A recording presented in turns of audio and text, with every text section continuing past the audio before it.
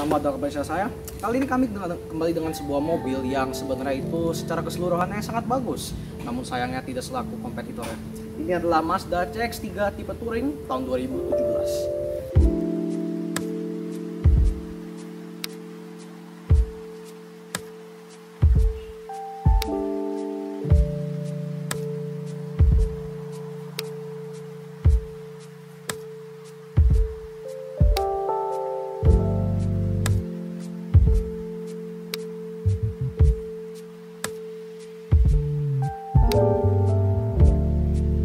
Jadi CX-3 ini dijual di market compact SUV yang bersaing dengan misalnya Honda HR-V atau Hyundai Kona, dan baru-baru ini ada Kia Seltos.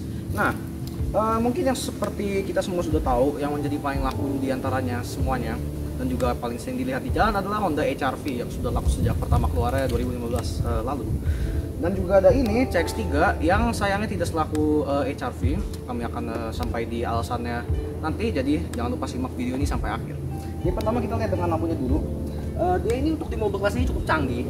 Lampu DRL-nya itu terintegrasi dengan lampu kecil, yaitu LED bentuk semi-lunar ini, LED bar. Lalu untuk lampu utamanya LED proyektor, lampu dimnya itu LED multi reflektor di bagian sebelah dalam ya. Dan juga lampu sein masih halogen, lampu kabut sudah LED multi reflektor berwarna putih. Dan untuk di DRL juga ada LED baru.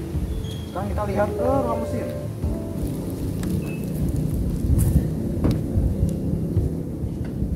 Ya, jadi dia ini menggunakan mesin 1998 cc 2 liter yang membuat tenaga 146 horsepower dan torsi 192 Nm. Untuk perbandingannya Honda HR-V tipe 1,8 ya itu juga sekitar 135 horsepower untuk tipe 1,8 liter tipe Prestige. Lalu untuk di bagian depannya ini ada bahasa desain Mazda, saya lupa namanya apa, saya sertakan di bawah. Dan desain Mazda ini sudah sering digunakan, nggak selalu digunakan di Mazda baru seperti CX-5 atau Mazda 6, dan juga digunakan di CX-3 ini. Lalu kita lihat di bagian velgnya. Velgnya ini menggunakan 5 palang sebenarnya, tapi karena per palang ini dia ada 2 stok, jadi saya anggap aja seperti 10 palang. Dan dia ini sudah two-tone velgnya, two-tone hitam gloss dan juga chrome. Untuk ukuran bannya itu mana ya? Ini menggunakan ban 225 50 18, jadi velgnya ini ring 18. Lalu juga ada ciri khas crossover zaman sekarang, ada side over fendernya. Cover spionnya dia sewarna body dengan lampu sein LED, dan door handle-nya sewarna body model tarik dengan akses smart key yang pencet. Dan ngomong-ngomong smart key, kuncinya seperti ini, sudah smart key. Di depan ada lambang Mazda, lalu tombol untuk lock dan unlock, dan hanya itu saja. Dan di belakangnya tidak ada apa-apa juga, namun juga ada kunci besinya yang bisa keluarkan. Ya intinya ada kunci besi lah ya, tidak bisa saya keluarkan dari kuncian. Ya ada kunci besinya jika mungkin baterai di kunci ini gagal. Ya tapi hanya itu saja, di kuncinya cukup polos. Sekarang kita lihat ke bagian dalam. Ya sekarang kita lihat di bagian dalam mobil ya. Untuk door panelnya ini, dia door trim bagian atasnya plastik, hard plastik warna hitam doff. Bawahnya juga sama, namun di tengah sini ada panel kulit warna hitam, dan juga kulit ini dia two-tone. Untuk di armrestnya juga menggunakan kulit yang agak keras tapi dia warnanya merah. Lalu untuk di panel switchesnya ada aksen karbon. Untuk buka tutup spionnya itu dia terintegrasi dengan tombol untuk pengaturan spionnya juga, jadi untuk buka tutup ini diputar. Yap, dan spionnya sudah elektrik tapi belum auto retract. Lalu untuk power window hanya sisi driver yang auto, dan ada door unlock dan central window lock. Lalu ada door pocket, dan juga dia ini terintegrasi dengan sedikit cup holder, jadi door pocketnya ini dilebarin dikit. Lalu ada speaker, dan isinya polos. Lalu di driver footwell kita ada pos untuk membuka kap mesin dan tangki bensin. Lalu pedal transmisi matic 2 pedal dengan footrest, dan dia pedal gasnya ini macam model Eropa. Dia ini sudah menggunakan pedal gas yang model tanam. Lalu untuk di pengaturan joknya ini dia masih manual, namun juga ada pengaturan ketinggiannya. Lalu kita lihat di panel dashboardnya. Untuk ada tombol-tombol sini, ada 4 tombol dummy, total ada 6, tapi ada 4 yang dummy. yang berfungsi ada untuk mematikan traction control dan eye stop. Eye stop itu semacam apa ya? Saya tidak tahu singkatannya dari apa, tapi ini idling start stop. Jadi ketika mobilnya diam, misalnya di lampu merah, jika nyala, itu kalau saya tidak salah akan mati sendirinya, dan jika Anda gas lagi dia bakal nyala lagi. Dan ya itu teknologi yang sudah ada di banyak mobil modern, terutama mobil Eropa, dan bahkan juga ada di Honda Vario motor matic. Lalu kisi AC-nya ini dia model turbin seperti di Mercy juga, dan ada aksen merahnya yang kurang lebih mirip sama merahnya kulit ini. Dan ya kisi AC ini bisa dibuka tutup dan bisa diatur juga dengan segala arah. Ya sepertinya seperti itu. Lalu untuk setirnya ini dia model 3 palang, sudah dilapisi kulit juga. Locknya atau berat ya. Oke, di setirnya sendiri sebelah kiri ada tombol-tombol untuk audio steering switch, voice command, bluetooth telepon, dan juga untuk info MID-nya terintegrasi di audio steering switch-nya. Sebelah kanan ada pengaturan untuk cruise control. Lalu luas sebelah kanan ada untuk pengaturan lampu, ada autonya juga, dan nyala mati fog lamp. Luas sebelah kiri ada untuk wiper, interval, ada intermittent juga, dan untuk wiper belakang. Ya, dan juga mobil ini ada pedal shift ya, kanan menaikkan, kiri menurunkan seperti biasanya. Yap, lebih seperti itu. Dan di belakang posisi tombol start stopnya agak kurang enak ya, karena misalnya di HR-V ada di sebelah kiri juga, atau di mobil lain mungkin antara di sebelah kanan sini atau di bagian tengah. Namun di sini itu dia berada di belakang luas untuk wiper, jadi agak nggak terlalu mudah untuk meraihnya. Tapi ya anyway, sekarang kita nyalakan mesinnya, dan mobil ini itu dia ada heads up display-nya seperti yang akan Anda saksikan ketika saya nyalakan mobilnya. Ketika kan untuk menyalakan mobil dengan tombol start stop harus injek rem dulu. Ketika remnya diinjak, tombol start stop yang menyala berwarna hijau dan ditekan. Tersenyap juga mesinnya, ada ECU. Untuk di instrumen clusternya ada di tengah ada tachometer yang sangat besar, masih analog dengan maksimal 8000 rpm, dan rem line-nya dia 6500. Dan juga di bagian tachometernya itu cluster ya, dia ada speedometer digital. Di sebelah kiri ada MID isinya posisi transmisi dan juga odometer, dan di sebelah kanan ada MID yang bisa berganti-ganti. Ada temperatur luar, real time average consumption, sisa bahan bakar. Lalu juga ada average speed, sisa bahan bakar, average consumption keseluruhan. Lumayan irit untuk mobil 2000 cc ini, 12,6 km per liter. Dan ya kembali lagi ke real time average consumption. Dan juga ada lampu indikator seperti rem parkir, dan ada tombol untuk dimmer. Dan untuk parkirnya di bagian yang ada odometer, dan juga ada heads up display-nya yang sekarang ini dia hanya menampilkan speed, tapi kalau saya tidak salah dia juga bisa menampilkan safety warning. Dan ya seperti itu. Sun visor sisi driver dilengkapi dengan kaca, namun tidak ada lampunya. Nah, kurang lebih seperti itu.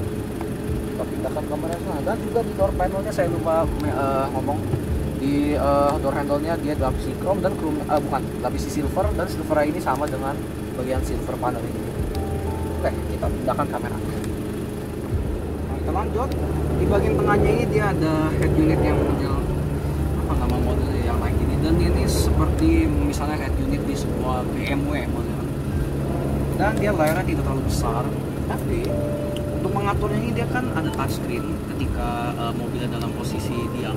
Namun ketika mobil sedang posisi jalan, touchscreen ini tidak akan berfungsi untuk alasan keamanan. Dan untuk mengaturnya kita dial di sini, akan bahas tentang. Untuk sini ada tombol untuk hazard warning, kisi AC lagi. Dan meskipun kisi AC di pinggir-pinggiran ini dia itu model turbin, dan di sini juga nih ada satu lagi kisi AC sebelah tombol untuk hazard warning, dan dia ini kisi AC-nya berbaur dengan aksen silver yang tarikan ini. Beda dengan yang lain yang model turbin. Lalu ada panelnya ini dia warna kulit dengan jahitan merah, dan ini jahitan asli. Panel atasnya masih plastik, namun sama seperti di door panel. Lalu sini harusnya ada indikator passenger seat belt. Kalau ada passenger akan nyala jika ada penumpang tidak menggunakan seat belt. Lalu untuk pengaturan AC-nya dia ada temperatur, angka-angka masih mode dial knob. Lalu ada untuk pengaturan fan, fan speed bisa auto atau ya fan biasa. Dan tombolnya ini juga tombol dalam dial fan speednya untuk pengaturan sirkulasi udara. Sebelah kanan ada arah semburan lengkap dengan front defogger dan rear defogger dan juga auto. Dan di bawah sini ada input untuk CB. Yes, di zaman modern ini masih ada mobil yang bisa masuk ke situ. Di bawah sini juga ada untuk input USB dan ada power outlet 12 volt. Dan juga ini juga bisa jadi tempat penyimpanan karena dilapisi dengan karet. Dan puas transmisinya sendiri dia ada aksen chrome, dan ini transmisi matic 6 percepatan dengan option Tiptronic ya. Dan Tiptronicnya ini seperti di misal BMW seri 3 F30 yang bisa Tiptronic dari posisi transmisinya seperti ini atau juga dari pedal shift. Dan di sekitar puas transmisinya ada aksen silver yang sama seperti di AC atau mungkin di pintu. Dan juga di tire restnya ini dilapisi kulit dan warna merahnya sama seperti di door panel. Dan sekitar sini juga ada aksen hitam dan ada tombol untuk mati nyalakan sport mode. Lalu di sini ada sebuah ini ada rem parkir, dia model tuas mechanical dan ujungnya chrome. Lalu kita sampai di bagian dial untuk head unitnya ini. Dan ini mirip-mirip seperti yang saya katakan. Saya kata sekarang. Banyak dari mobil ini atau dari Mazda zaman sekarang itu banyak yang seperti terinfluence oleh mobil Eropa macam BMW gitu. Salah satunya seperti di head unitnya ini. Pengaturnya dari dial ada tombol untuk entertainment, musik, home, navigation, favorites, radio station atau musik lainnya, tombol untuk back dan tombol untuk volume, check of the wheel. Jadi sekarang pertama kita lihat dari bagian paling kiri ada applications. Aplikasinya hanya ada 2 dan lihat nih, interface ini sangat mirip dengan kepunyaan BMW juga. Ada monitor untuk konsumsi bahan bakar dan vehicle status seperti service. Ke home kita ada sekarang entertainment ya, ada pilihan untuk radio FM AM, lalu input CD, Bluetooth, aux, lalu juga ada saja dah untuk mengontrol seperti setting fader balance ya.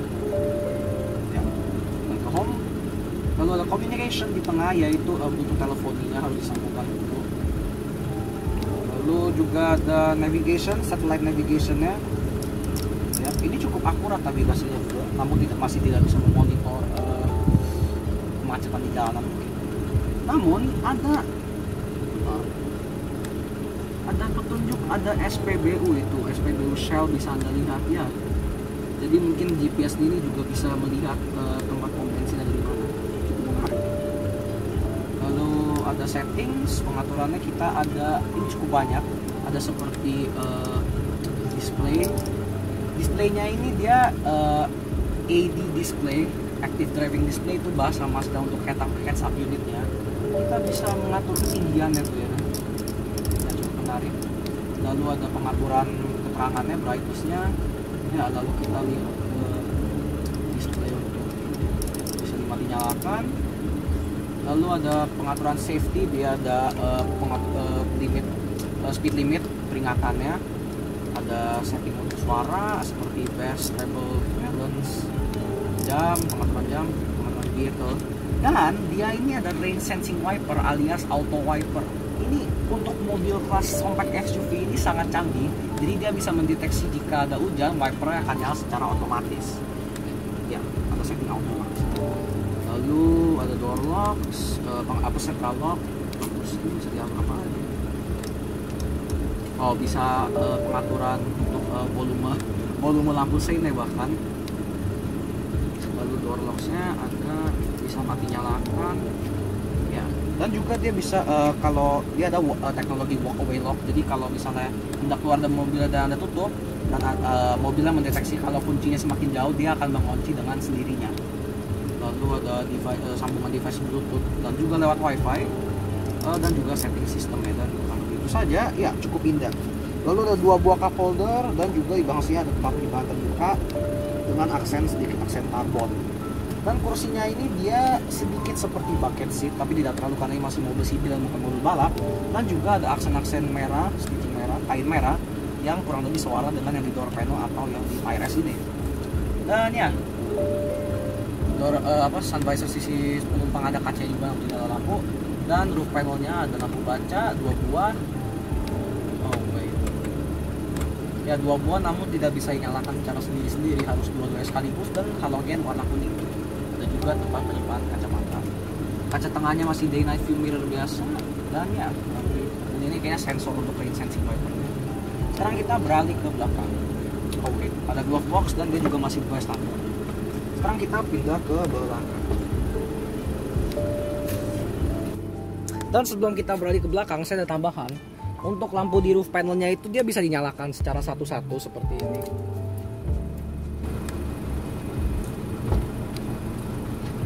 Jadi ada tombol untuk mati nyalakan dua-duanya atau mati nyalakan berdasarkan indikasi pintu. Jadi kita matikan dulu, dan nyalain satu-satu, tekan lampu seperti ini.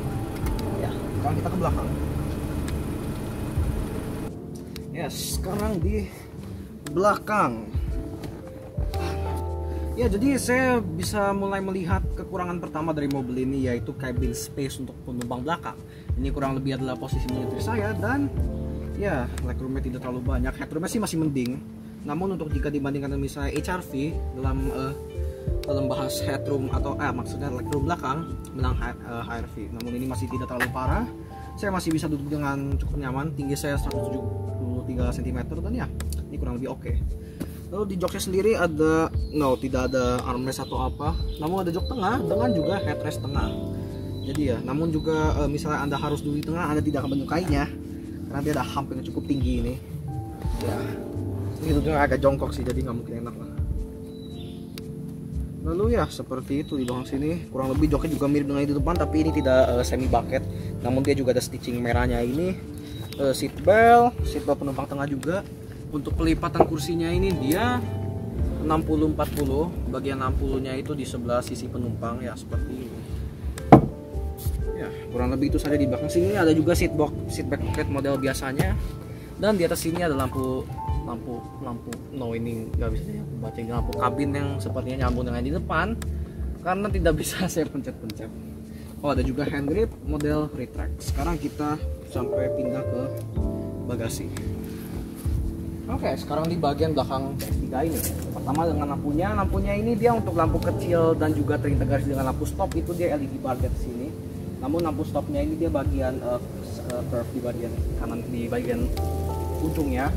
Dan dia itu juga nyala ketika lampu malam nyala, tapi makin terang ketika jadi sebagai lampu rem. Lalu untuk lampu sein dan lampu mundurnya masih halogen multi-reflektor. Jadi ada emblem Skyactiv-nya, teknologi mesin Mazda. Kalau ada emblem CX-3, emblem Mazda-nya, dan juga untuk di bagian belakang ini cukup lengkap. Ada rear wiper, rear defogger, dan juga high stop lamp. Dan sekarang kita buka bagasinya.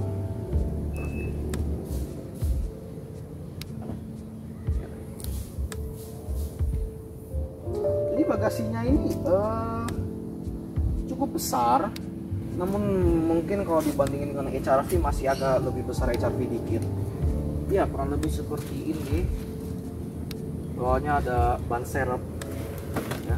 Dan ban serepnya ini dia yang model kaleng, dan juga di sini ada partition ya. Lalu ada lampu juga, lampu halogen berwarna kuning, ada toolkit. Lalu jika dilipat kursi barisan tengahnya, itu dia tidak rata bagasi, masih naik dikit karena jok di bagian belakangnya tersebut. Namun ya tidak terlalu not bad lah. Ya, jadi kurang lebih seperti itu in-depth tour ya. Sekarang saya akan bahas beberapa hal yang menurut saya membuat mobil ini tidak selaku HRV. Yang pertama itu paling utama mungkin adalah harganya.